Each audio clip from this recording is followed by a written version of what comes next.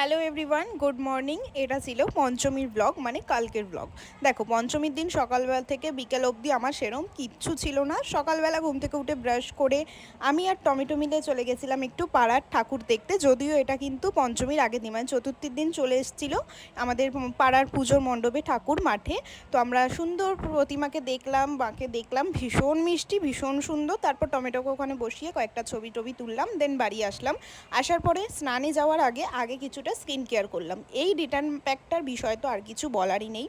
আমি প্রত্যেকটা ব্লগেই রিসেন্টলি বলতে গেলে যে কটা ব্লগেই তোমরা দেখবে আমি এই প্যাকটার বিষয়ে তোমাদের বলেছি। তারপরে আমি কিন্তু প্যাকটা ইউজ করে ক্লিন হয়ে যাওয়ার পরে আমি একটু ব্লিঙ্কিট করে দিয়েছিলাম, ততক্ষণে 14 মিনিটে চলে আসলো আমার পার্সেলটা।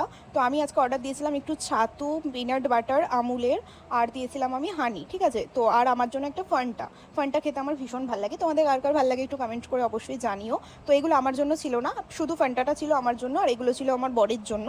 কারণ আমার বরের রিসেন্টলি একটু শরীর খারাপ হয়েছিল, তো সেই কারণে একটু ওয়েটটা ভীষণভাবে লস হয়ে গেছিলো। না, আগের থেকে অনেকটাই বেটার, একদম কি ভাবার কিছু নেই। তো ওকে হেলদি খাওয়ানোর জন্যই আমি এগুলো অর্ডার করেছিলাম। আজকে মা শনিবারের স্পেশাল এটা ছিল আমাদের দুপুরের লাঞ্চ। বাই।